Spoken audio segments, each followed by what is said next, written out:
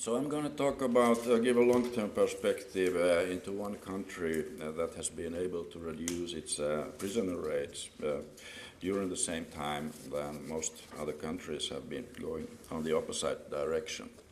And some background information of this country might be useful. Finland, a small country, little over 5 million population, which is fairly homogeneous. We have had now a number increasing number of foreigners, still only about 3% of the population. Our judicial system is rooted in a Western continental legal culture, so we are not a common law country. We have also strong Nordic influences in our system, which has some relevance for the topic. And perhaps even more importantly, we are part of what could be called the Nordic model or the Nordic welfare model, which means a system, a country with a high level of social security and equality, high levels of social trust and political legitimacy, and lower levels of penal repression. And this especially is reflected in the incarceration rates. Which we can now look very briefly first. Regional differences, mainly in Europe. In these regions, we start from Scandinavia on the level of, in average, 65 prisoners per 100,000 inhabitants. Finland is there, you see, 55 at the moment. Then comes Western Europe, starting Slovenia, Switzerland, Germany, Netherlands, Belgium, France, Austria in the end, in average about 90 prisoners. Then comes Southern Europe, at the moment the latest information, Italy, Portugal and Spain, very high in Southern European perspective. And then comes a region that I was yesterday told that you can call this region Britain and Ireland. It was very difficult to find any other term that would not be causing furious criticism. So, Ireland 98 at the moment. These come from the ICPS figures, which I'm sure many of you know. England and Wales and Scotland at the same level, 154. Then we move to Eastern Europe, Hungary, 7.70, Slovakia, and Poland and Czech at 200, in average 200. We can move even further. Baltic countries, Estonia, Latvia, Lithuania, in average 300. Then we move to the former Soviet region, Ukraine, Azerbaijan, Belarus, and now we are in the 400 level. And then we move to Russia, at this moment 500, and in the end here comes the winner of this contest, is the United States. It was 730. So it depends on the scale how things look. We have a nice position here, and Ireland is not too bad, but everything looks very nice if we have the United States and Russia in the same picture. So if we take just the Western Europe, things look a little bit more problematic. But we see we are in a nice company here in the Nordic countries, and Ireland is not doing too bad, but it's not in such a nice company over there. It's the highest. So. Things look fairly good at the moment for us, but they have not been as well always. They used to be different. Let's look 50 years back. In 1960, here we have Finland 164, the other Nordic countries here, Norway 44, Sweden 60, Denmark 70, continental Europe, Netherlands 35, France 55, Germany 100. And, now this is the wrong term, British Islands, that's not allowed. Britain and Ireland, at that time 60 and around 50. So things were looking very different about 50 years ago when we now put the situation today. Finland has come down from 160 to 60. The other Nordic countries have remained on fairly on the same level. Other continental European countries fairly on the same level, a little increase and a very strong increase in Britain and Ireland region. which you can see, of course, for this gives you the last 30 years in these countries. Well, I'm not going to talk about that because that's not my topic, but it's nice to compare what has happened also elsewhere. This is the United States incarceration during the last 50 years, and this is the same in Finland.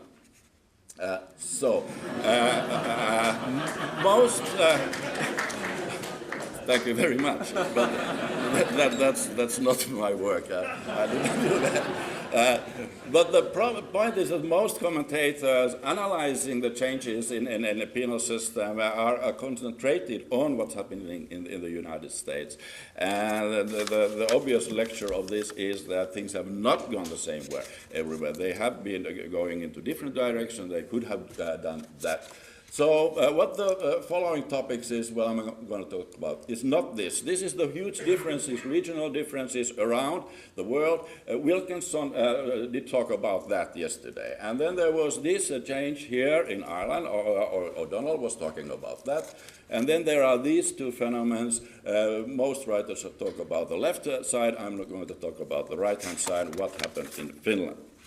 So, to understand this change, you must look a little bit further back in the history and the very difficult history of Finland as a country in a very turbulent history in the 1900s. We had 3 wars. We had a very bloody civil war, over 10,000 casualties in the 20s.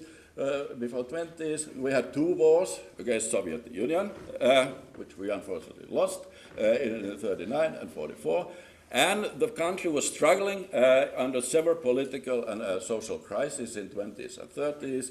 And this all led to a huge incarceration rate. These social and political crises are reflected in an incarceration rate, which you can see these peaks during the last 100 years. So what now is, what I'm going to talk about is what happened from there on. We leave this harsh history behind. Look at the period of penal liberalization that started in the 60s. And that really was a overall social liberal reform with all these catchwords you have heard sometimes: decarceration, decriminalization, depenalization, the priority of legal safeguards. It was a reform work with a lot of research impact, and it was a reform work during which the whole aims of criminal policy in Finland were redefined. I will try to put very briefly some of the background points which characterize this change, or which were the background factors for this change. First, there was a general research-based mistrust on institutional treatment, all sort of institutional treatment. That was a criticism against all institutions, not only prisons, also mental health care, on child welfare, on alcohol treatment, etc. There was a criticism of coercive care, especially delivering punishments under the false label of treatment, which also led to the lack of legal safeguards.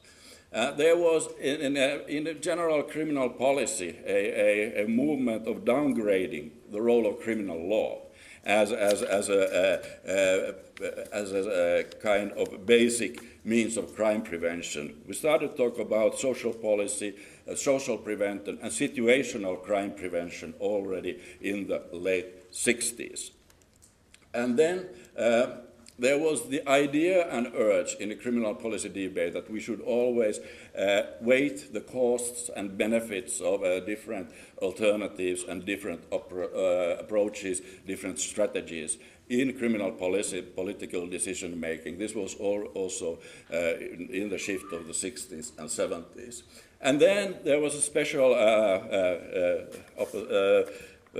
situation for us. There was the urge to harmonize the Nordic criminal justice systems. There was an overall project of harmonization within the Nordic countries, which started in the early 60s. And finally, as a background element for this reform program that started then, that we really reached a political consensus on the fact that prison is overused in Finland.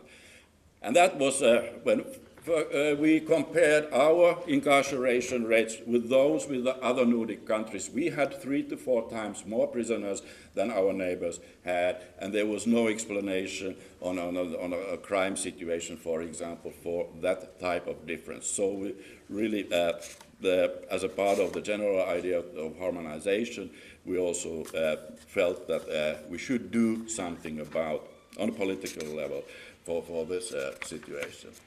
So, what then was asked? Rather concrete questions. First, which groups, if we want to reduce the number of prisoners, which groups don't belong in a prison in the first place? And the answer for that, for us, was self-evidently fine defaulters, really a wrong group of people in prisons, and we had a lot of them.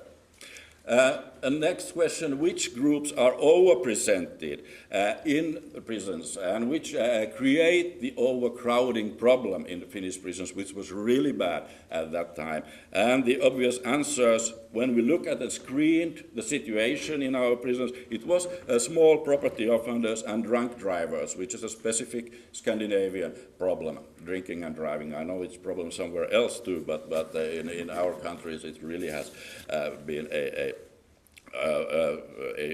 topic number one. And then third question, which groups stay in prisons too long? And after analyzing the situation again, persistent property offenders in the case of Finland. These are offenders with a very high reoffending risk, which why they were always very often also placed in preventive detention with a long-term incarceration. And which groups the prison harms the most, and juveniles was the obvious answer. From these starting points, we then drafted a set of law reforms starting from the late 60s, or 25, 30, or altogether, with a general aim to reduce the use of imprisonment in different levels. These reforms were carried out in shaping the system of preventive detention, reducing the number of fine defaulters in several occasions, reducing the number of specific offenses for theft, especially reducing the penalties for drunken driving, expanding the system of conditional sentence, enacting specific sentencing principles for the courts, reforming the juvenile justice system, reducing the use of imprisonment for juveniles, especially adopting community service in the 90s, and in many cases from the 60s onwards also dealing with the parole rules, early release and revocation rules, which are perhaps one of the most powerful tools in regulating the number of prisoners. So this was the set of reforms, and to have that, to be able to do that, there were some extra conditions which helped. First, there was a network of active researchers, civil servants, and policymakers who had very close personal contacts to carry out this reform work, and that is the benefit of a small country, as in Finland. And then we had, in political processes, we had this Nordic card we could use that, well, now the Swedes have a wonderful system, or the Danes have a wonderful system, why don't we do like that? And at that time, harmonization in penal issues for Finland, it meant harmonization downwards. Now, in the European Union situation is totally different, and now we don't like harmonization anymore. So this was the package as such, and now I'm going to just give a few examples to see what kind of results in different fields there were. I mentioned preventive detention. This means, in this case, a prolonged detention of offenders with very high reoffending risk. And we had that system which did not look very much about the seriousness of the offense, which meant that property offenders, which have a very high reconviction risk, were often detained in preventive detention, and they sat for a very long time. This was clearly a breach of the principle of proportionality, a breach of legal safeguards, so we abolished the system or restricted it very strongly in 1971. You see, overnight the number of people held in preventive detention fell from 252 to close to 0. Another equally important or even more important group was fine defaulters. The Finns use fines more than any other country. That is a really standard penalty for several middle rank offenses. And consequently also people who don't pay the fines, we had to have a default penalty. We use too much prison on that sense. That was also connected with the fact that public drunkenness was an offense in the 60s. And most of those fine defaulters were doing their time in prison for unpaid fines, for drunkenness fines. So we reduced the number of fine defaulters. This is an average daily population of fine defaulters. In the 60s, there was a time when we had almost 2,000 people sitting in prison for unpaid fines, which was really stupid. We gradually made a set of changes so that the figure fell into close to 0. Since then, we have still the problem of fine defaulters. We have had sometimes in the last 10, 20 years, even 200 prisoners for unpaid fines. Now we have reduced that number. Now we have about 50 prisoners in absolute numbers, which is still too much. But anyway, this was one concrete target with good results. Then about specific offenses. I mentioned 2 offenses, property offenses, theft and drunken driving. And this is in fact a very important lesson. If you change sentencing practices in volume crimes, which are high in numbers, even a fairly small changes will have a large impact on incarceration rates. And we changed the sentencing practice in the typical theft, which means that the number of prisoners serving a sentence for theft offenses fell from 2,000 to 500. We could measure this in many ways, but this is just perhaps the most simple way of measuring it. This is the number of offenders serving for theft offenses in the late 70s, almost 2,000, falling down to close to 500. If this kind of changes are possible with other volume crimes, then that will really have an effect on the incarceration rate. We have that also for drunken driving, which I will now skip. And then, in general, we expanded the use of conditional suspended sentence. You see it here. This is the number of unconditional prison sentences. This is the number of suspended prison sentences. So what we really had, we tripled or even quadrupled the number of suspended sentences, while the number of unconditional prison sentences has been going down. This is another important element in the Finnish sanctioning system, which explains very much the lower level of incarceration. I believe in some other countries that might be the same. For all prison sentences up to 2 years, there is a strong presumption that the prison sentence will be suspended. And sometimes there is a possibility of combination. Perhaps even more important is that revocation is not the rule. If an offender who has received a suspended sentence will commit a new offense, there will be no revocation for just a breach of conditions. Revocation is possible only for a new offense. And revocation is possible only for a new offense which leads to unconditional prison sentence. And even in that case, it's not obligatory. You can still leave the old suspended sentence force even if there is a new unconditional prison sentence. this is perhaps the second most important concrete. We skip the sentencing rules. It would have been nice to explain the nice package with 4 laws interacting. But the examples from other sphere of juvenile justice, this shows the number of juveniles in incarceration in the Finnish prisons from the mid-70s. These are absolute numbers. In the age groups 18 to 20, from 300 to 50 to now around 100, or even now less, we are over here.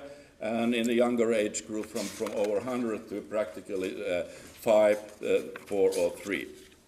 So we really stopped use imprisonment for younger people. Of course, then we have the child welfare institutions, which is a very long story, can't be told here. And then 2 other things just in the list. One is the introduction of community service in Finland in early 90s. That was done very carefully, the idea, because we knew that there is a risk of net widening, that community service would not replace prison sentences. And to avoid this net widening, we adopted a 2-step process, which means that first the court must impose the sentence as there is no option of community service. And if the outcome is an unconditional prison sentence, then that can be commuted to a community service under certain conditions. And that, it looks like that this really was a successful strategy because when you look at, this is the number of prison sentences from the early 90s, and these are the number of community service sentences. As the prison sentences got down, the number of community service sentences came up. They really came to replace prison sentences. We could look this also the other way around.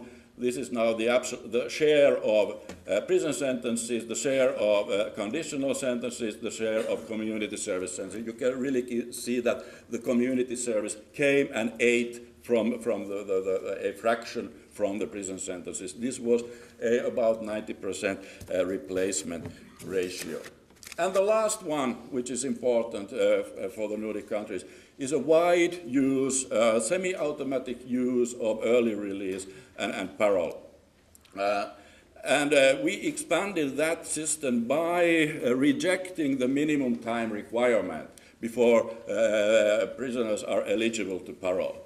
First, that the minimum time was 6 months. We reduced it to 4 months, which meant that now the number of prisoners who are released on parole rose from 40 to 60%. Then we dropped it from 4 months to 3 months. Now the percentage rose from 60 to 75%.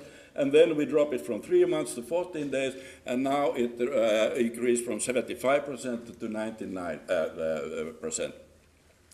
Which means all prisoners except the very small group are released on parole. These are the fractions when people are released, either after half or 2/3. That may be very similar than in many other countries. What is different is which is not pointed here, there, unfortunately, is the revocation practice again. Under what conditions parolees may revoke, the parole time may be revoked.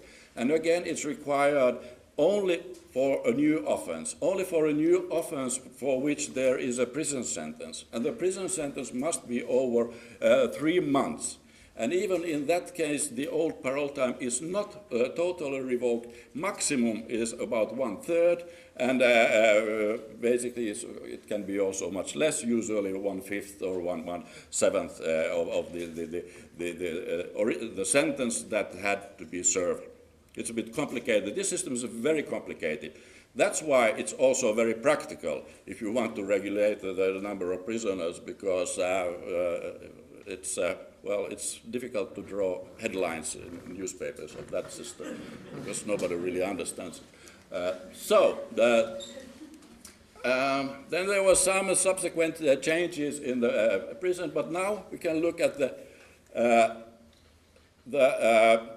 50 years period in the Nordic countries. These are the 3 Scandinavian countries. And this is the development in Finland, which you see that. So we reached the other Nordic countries in early 90s. And since then, the situation has been fairly stable.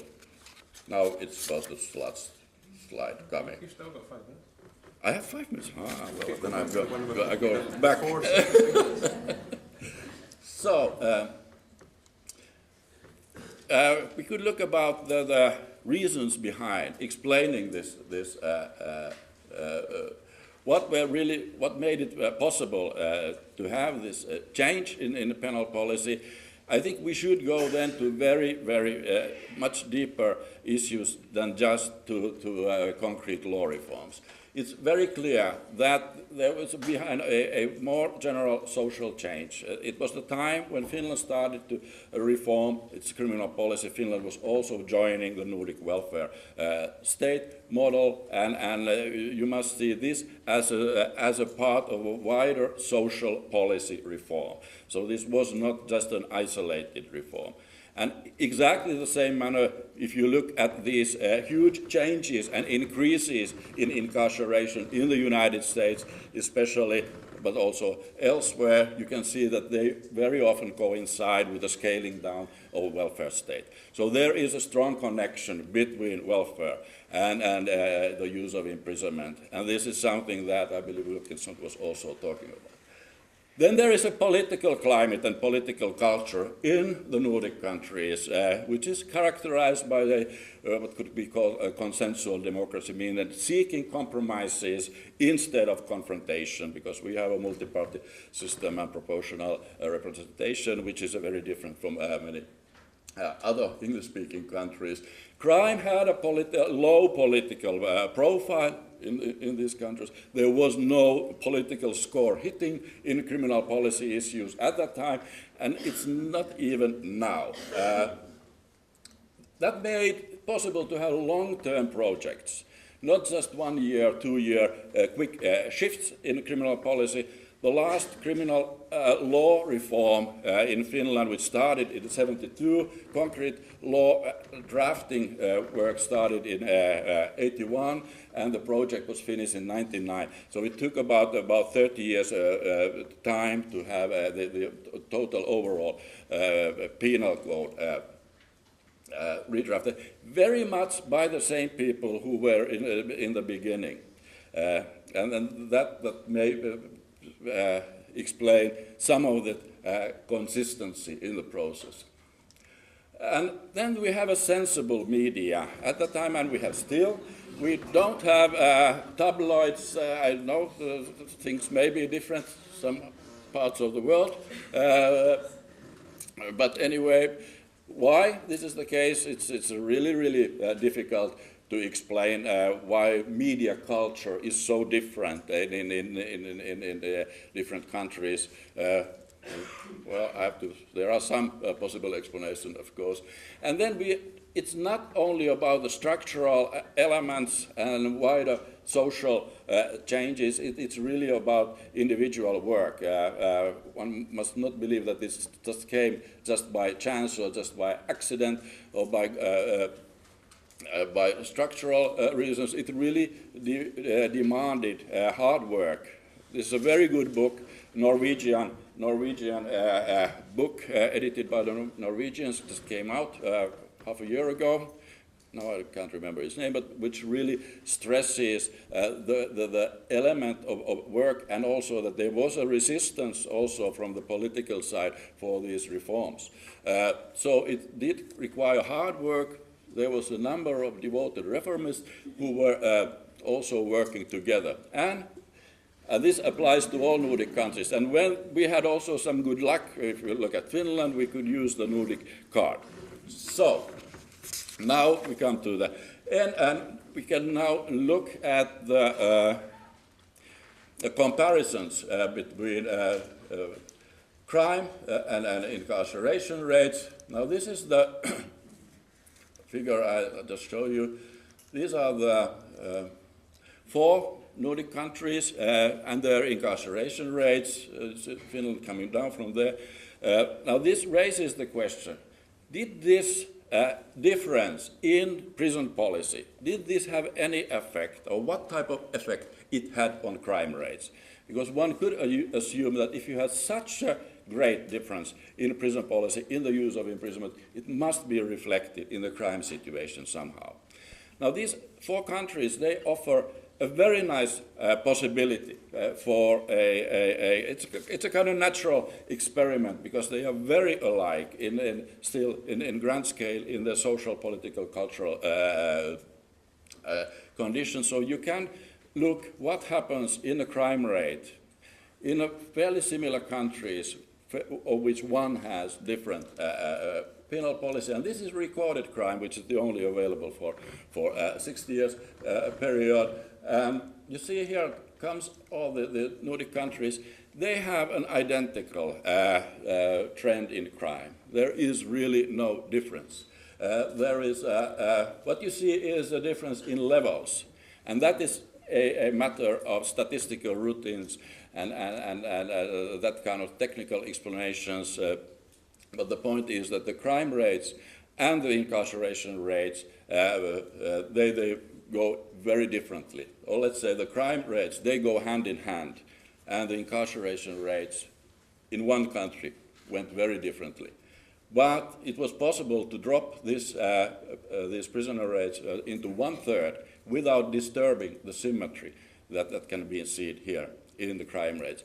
So this gives rather strong support to the idea that these things have fairly little to do with each others. They are not totally independent, of course, but perhaps the connection is much weaker than one is usually assumes. We can now end up by putting the, I have only now for Scotland and Finland